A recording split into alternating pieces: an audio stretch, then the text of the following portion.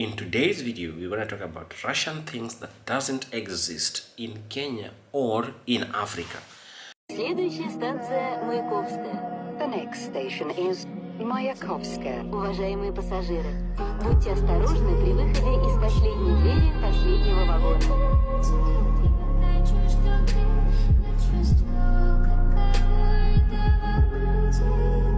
Осторожно, двери закрываются. So all along I've been covering things about Kenya and Africa, and today let me take you back. Let's see the cultures, the two cultures, the African culture, because African culture is the same. Even if you go to Kenya, you go to Tanzania, Burundi, you go to Nigeria, it's almost the same, you understand? Because Africans, they are known for one thing, for their lovely and their unity. So in this video, you're gonna talk about, I'm gonna tell you some things that only happens in Russia, but they are not normal when they happen in other countries, like in Kenya and in other African countries. So stay tuned and watch this video till the end. Tell me, what do you really love about Russia? I've been living in Russia for some period of time, and I also have the mastery of the Russian language. So if you want to join my Russian language class, then ensure that you contact me. Use the link below. So you contact me, let me teach you Russian language. And if you are interested to study in Russia, because each and every year the Russian government invites students to study in Russia for free on scholarship. So what you have to do is get the scholarship. If you can't get the scholarship, contact me. And also, if you want to study as a private student, now the admissions are on. So if you want to study in Russia as a private student, you contact me and I'll get you admission in Russia, and I'll tell you more benefits why you should study in Russia. One of them being low tuition fee are considered serious in Russia, and we don't consider them in our country. So one of them is a friend. Each and every time you meet someone on the street, you don't even know this person's name, you call them a friend. In Russia, we have a friend and someone I know. Those are two different things. A friend is someone who means a lot to you, like someone who is close, very close to you, and you really know this person, you know his friends, you know what he does, and that's a friend. But someone that, let's say that you met someone like 2-3 days ago and you call them your friends, no, that doesn't happen in Russia. So there's a big difference. Someone I know and a friend. So like now, if I meet you on the street, according to Russia, you are someone I know, because I just know you, but I don't know you. I don't know any detail about you. But a friend is someone like a family. So to what extent to what extent can you be a family to me? You understand? So these things always happen in that sometimes you find someone calling you that, oh, this is my friend. We are friends. You are not friends. So sometimes if I told you that we are not friends, it means that we are not friends because I don't know you. Yeah, the truth is I don't know you. So it's a bit difficult. It took me time to understand this, because in Russian they say "niznakomi." That's someone I know, or just a stranger. And druk is a friend. So in Russian we say druk. Druk is a friend. And brother is brat. Sister is sestra. So you get to know this. In Africa, we find smiling is normal, you understand? So sometimes you can say something or something can be good and you smile. But in Russia, if you smile, people think that you are crazy. Yeah.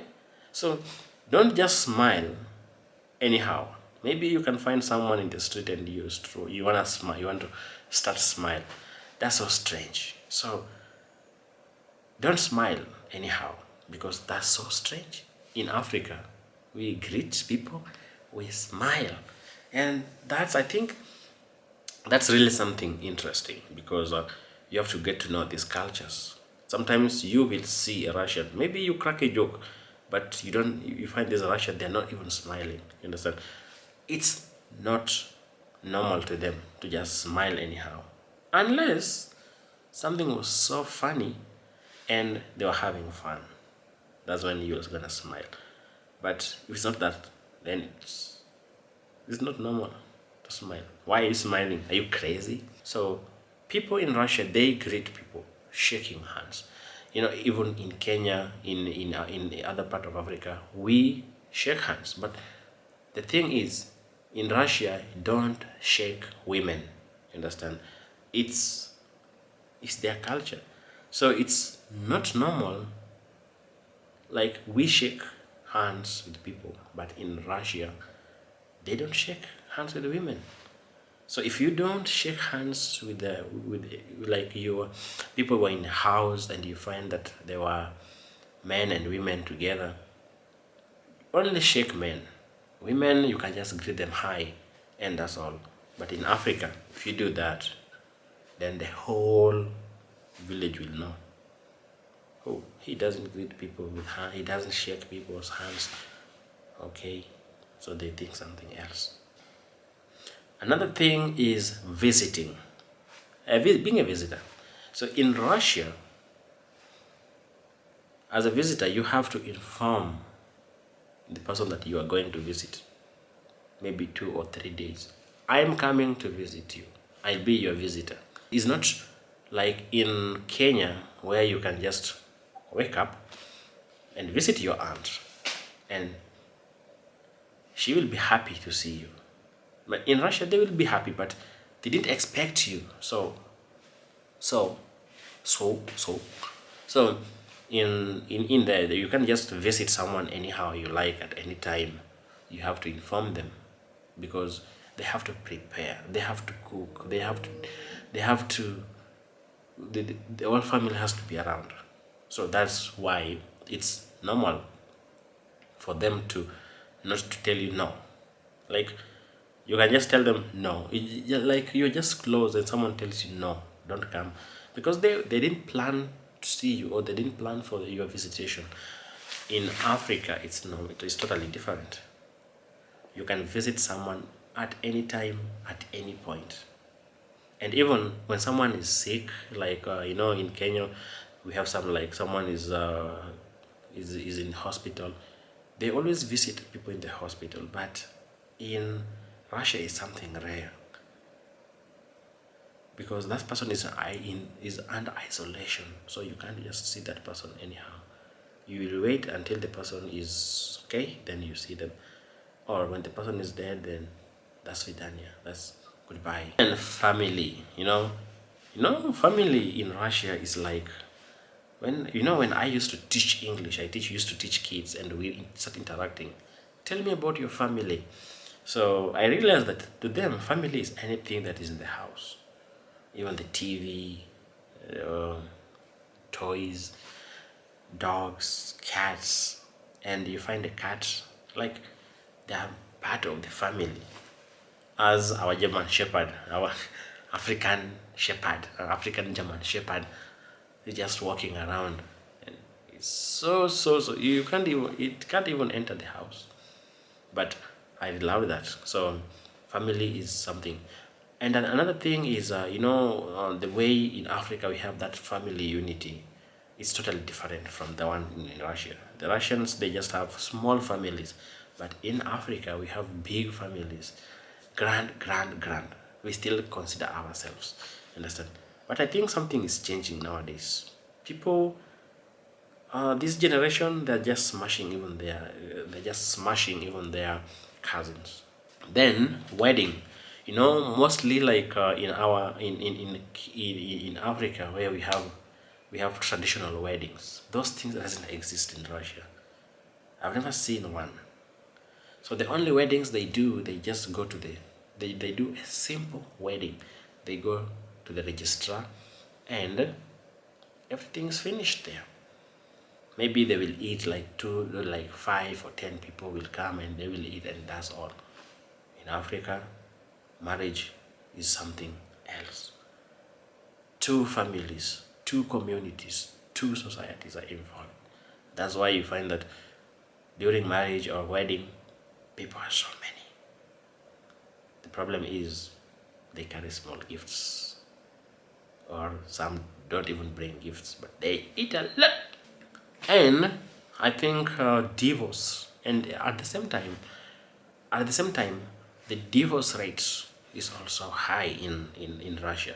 I think in these countries, divorce rate I think in the world, Russia is among the countries leading with high rate of divorce. However much they value families, but you find that there's high rate of divorce. In Africa, once you're married, you are married. No going, no turning back. If you are tired with the marriage, you sleep in the other room. If you feel well, you come back. You just continue. Once kids are born, then that family has to go on. That marriage has to work.